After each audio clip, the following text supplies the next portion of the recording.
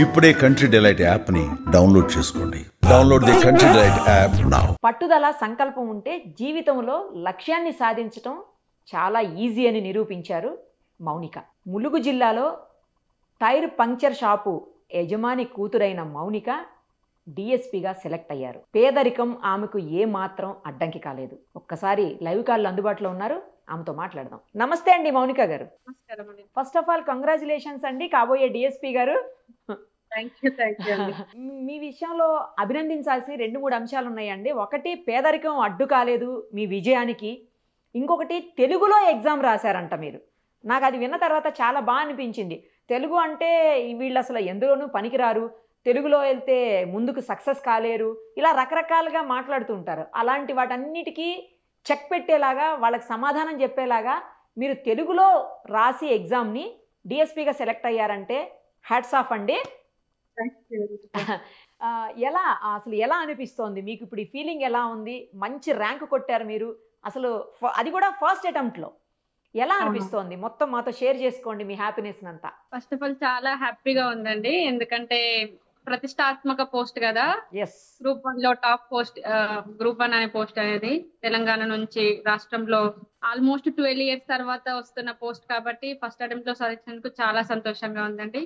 That top post అయిన DSP సాధించినందుకు ఇంకా సంతోషంగా ఉంది. మా పేరెంట్స్ యొక్క గౌరవాన్ని పెంచినందుకు ఇంకా చాలా సంతోషంగా ఉంది. ఏమంటున్నారండి అమ్మా నాన్నగారు, ఊర్లో వాళ్ళు, బంధువులు అందరూ ఏమంటున్నారు? చాలా హ్యాపీ అండి అందరూ, ఎందుకంటే వాళ్ళు నన్ను చిన్నప్పటి నుంచి వెళ్ళి కలెక్టర్ సాబ్ మీరు అని నన్ను నా మీద నమ్మకం పెట్టుకొని ఎప్పటికీ నన్ను చూస్తా ఉండేవాళ్ళు. ఇప్పుడు నాకు డిఎస్పీ వచ్చినందుకు ఇంకా హ్యాపీగా ఉన్నారండి వాళ్ళందరూ. అసలైతే మీ లక్ష్యం కలెక్టరా? అవునండి, కలెక్టర్.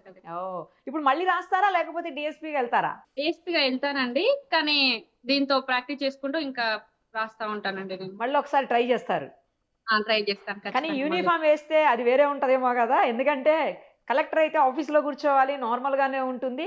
బట్ యూనిఫామ్ అనేది వేరే లుక్ ఇస్తుంది, వేరే ఒక రకమైనటువంటి పవర్, అది డిఫరెంట్ ఫీలింగ్ కదా యూనిఫామ్. ఈ పవర్ కోసం ఫుల్ సార్లు నేను కూడా అనుకున్నానండి, నాకు కూడా ఇష్టం డిఎస్పీ అంటే. నాకు కూడా ఇష్టం. ఓకే, ఎన్ని గంటలు చదివేవాళ్ళండి రోజుకి? మీకు ఎలాగా పేరెంట్స్ ఎలా మీతోటి కోఆపరేట్ చేసేవాళ్ళు? నేనేంటంటే చిన్నప్పటి నుంచి మంచిగా చదివేదాన్ని కాబట్టి మా పేరెంట్స్ ఫుల్ సపోర్ట్ ఇస్తా ఉండేవాళ్ళండి నాకు. ఇంట్లోనే 10 hours, ఆల్మోస్ట్ 10 hours చదువుకుంటూ కూర్చునేదాన్ని. సెల్ఫ్ గా ప్రిపేర్ అయ్యాను. కోచింగ్ సెంటర్ కి ఏం వెళ్ళలేదు. ఎక్కడ కోచింగ్ తీసుకోలేదా? కోచింగ్ ఎక్కడ తీసుకోలేదు, ఎందుకంటే కోచింగ్ లక్షల్లో అంటున్నారు కదా అనేసి. ఒక స్టడీ సర్కిల్ కి అయితే వెళ్ళానండి, బీసీ స్టడీ సర్కిల్ కి ఒక 2 months వెళ్ళాను. వాళ్ళు 2 months వెళ్తే బుక్స్ ఇస్తా అన్నారు ఫ్రీగా, సో వెళ్ళాను. వాళ్ళు స్టాండర్డ్ బుక్స్ ఇచ్చారు, చాలా హ్యాపీ ఇంకా దాంతో. సూపర్. సో ఆ స్టాండర్డ్ బుక్స్ తో ఇంట్లో కూర్చొని చదువుకునేదాన్ని. సెల్ఫ్ గా ప్రిపేర్ అయ్యాను ఒక 2-3 years నుంచి. ఎన్ని గంటలు? Almost 10 hours చదివేదానండి. ఏ స్కూల్లో చదువుకున్నారు? ఇంటర్మీడియట్, కాలేజ్ ఎక్కడ? 10th వరకు స్కూల్ ఎక్కడ? డిగ్రీ చదివారా? ఏం చదివారు? జిల్లాలోని మల్లంపల్లి కదండి, సో మల్లంపల్లిలోనే 10th వరకు తెలుగు మీడియం లో చదువుకున్నాను. గవర్నమెంట్ స్కూలా? కాదు, ప్రైవేట్ స్కూలే. ప్రైవేట్ స్కూల్లో. ఓకే, తర్వాత ఇంటర్మీడియట్ నేను హనంకొండలో చదువుకున్నాను. ఎంపీసీలో జాయిన్ అయ్యాను. బట్ ఇంటర్ అయిపోయిన తర్వాత అనిపించింది గవర్నమెంట్ జాబ్ సైడ్ వెళ్ళాలని, అప్పుడే ఫిక్స్ అయినా. సో డిగ్రీలో బ్యాచిలర్ ఆఫ్ ఆర్ట్స్ తీసుకున్నాను. బిఏ తీసుకొని హైదరాబాద్ లో సెయింట్ ఫ్రాన్సిస్ లో చదివానండి. Begumpet Saint Francis. English medium లోనే చదివాను దాన్ని.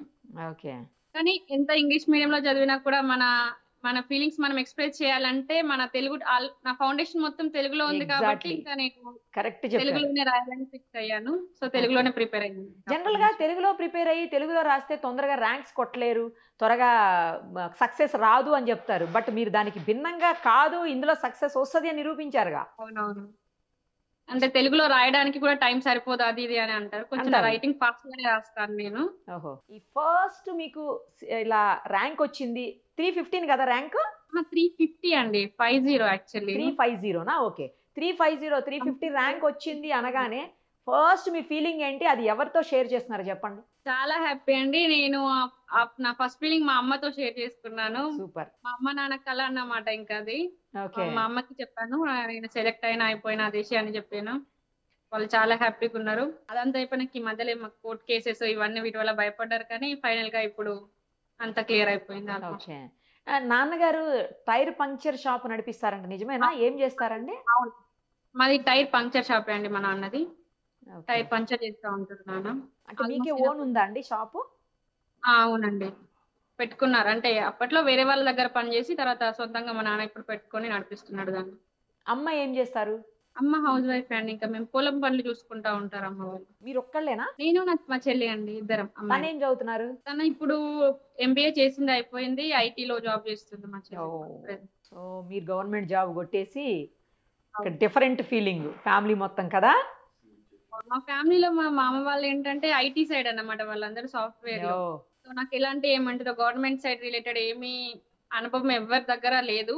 ఎట్లాగైనా గట్టి కొట్టాలనేసి నేను ఇంకా అన్ని తెలుసుకొని ప్రిపేర్ అయ్యి ఇప్పుడు చదివించాను. సూపర్. నిన్న సీఎం గారిని కలిసారని విన్నాం, నిజమా? అవునండి, అవును. ఏమన్నారు సీఎం గారు? అంటే సీఎం ని కలవలేదండి, ఎందుకంటే టైం అయిపోయిందని వాళ్ళు ఒక 30 మెంబర్స్ కే ఇచ్చారు అపాయింట్మెంట్స్. అందరికి ఇవ్వలేదు. నేను సీఎం నుంచి ఏం తీసుకోలేదు. కలవలేదా అసలు? ఆహా. అయ్యో, ఓకే. అంటే మీకు కాల్ చేస్తే నిన్న సీఎం గారిని కలవడానికి వెళ్ళారు అని అన్నారు. సీఎం దగ్గరికి వెళ్ళామండి, కానీ పర్సనల్ గా ఆయన దగ్గరికి వెళ్ళలేదు. ఆయన స్టేజ్ పైన ఉన్నారు, మేము బయట అంటే కింద స్టేజ్ పైన ఉన్నామా. Okay okay. మీ రిలేటివ్స్ ఫ్రెండ్స్ అంతా ఏమంటున్నారు? అందరు హ్యాపీ అండి, అందరు వచ్చి కంగ్రాచులేషన్ చెప్తున్నారు, ఫోటో తీసుకుంటున్నారు. చాలా హ్యాపీగా ఉంది. ఎవరికన్నా ఫ్యామిలీస్ లో ఇంతకుముందు గవర్నమెంట్ జాబ్స్ కానీ పోలీస్ జాబ్స్ కానీ ఇలా ఏమైనా ఉన్నాయా? ఎవరికి లేవండి, నేనే ఫస్ట్ టైం. మీరే ఫస్ట్ టైం. చాలా హ్యాపీనెస్ అనేది మీ ఫేస్ లో కనిపించేస్తోంది. చాలా ప్రౌడ్ మూమెంట్ అండి, ఇంకా ఫస్ట్ టైం కదా, ఇంకా హ్యాపీగా ఉంది. రైట్. లక్ష్యం ఏంటి చెప్పండి? డిఎస్పీ అయ్యి ఏం చేయాలనుకుంటున్నారు? ఎవరి కోసం పని చేయాలనుకుంటున్నారు? ఎవరి కోసం అంటే నాలాంటి ఏమంటారు పేద ప్రజలకి అని చెప్పుకోవచ్చు అండి. ఎవరైనా సాయం కోసం పోలీస్ స్టేషన్ కే వస్తారు కదా మోస్ట్లీ. కోర్టులు కానీ పోలీస్ స్టేషన్లు కానీ ఇవన్నీ మెయిన్ పిల్లర్స్ అన్నమాట. సో ఇందులో నేను వాళ్ళకి నా దగ్గరికి వచ్చిన ప్రతి ఒక్కరికి నేను సాయం చేస్తాను. నా రెస్పాన్సిబిలిటీ ఏంటి, ఎక్కడ వరకు నేను పొడిగించగలను వాటిని అక్కడ వరకు నేను చేస్తానండి. నేను చేసే ప్రతి యాక్షన్ కి అకౌంటబుల్ గా ఉంటాను, ఆన్సరబుల్ గా ఉంటాను వాళ్ళకి ఖచ్చితంగా. సూపర్. ఎంతండి మీ ఏజ్? నా ఏజ్ ఇప్పుడు 25 అండి, ఆల్మోస్ట్ 25. మీరు డెఫినెట్ గా చాలా పై స్థాయి, అంటే ఒకవేళ డిఎస్పీగా కొనసాగితే మాత్రం మళ్ళీ మీరు ఐఏఎస్కి వెళ్ళిపోతే చెప్పలేం కానీ, లేదా ఐపీఎస్గా మళ్ళీ సెలెక్ట్ అయితే తెలియదు కానీ, డిఎస్పీగా అయితే మాత్రం మీరు చాలా పై స్థాయి వరకు వెళ్ళి పెద్ద ర్యాంకుల నుంచే మీరు రిటైర్ అవుతారు తెలుసా? ఆలోచించారు ఎప్పుడన్నా? కలెక్టర్ అంటే అది నార్మల్ గా వేరే స్టేట్స్ కి వెళ్తాం కానీ సొంత స్టేట్ లో కొట్టాలని నాకు చాలా ఉంది. ఇప్పుడు మరి ఇదే బెటర్ ఏమో, ఇంకా యూనిఫామ్ వేయండి. ఎప్పుడు ట్రైనింగ్ అది ఎప్పుడు ఏమన్నా ఇన్ఫర్మేషన్ ఉందా? ఇంకా ఏం లేదా? ఇన్ఫర్మేషన్ ఇవ్వలేదండి. ఓకే అండి, సరే అయితే ఆల్ ది వెరీ బెస్ట్ అండి డిఎస్పీ మౌనిక గారు. థ్యాంక్ యూ అండి, థ్యాంక్ యూ సో మచ్ అండి, థ్యాంక్ యూ. సుమన్ టీవీలో మీ పర్సనల్ అండ్ బిజినెస్ ప్రమోషన్స్ కోసం కింది నెంబర్కి కాంటాక్ట్ చేయండి.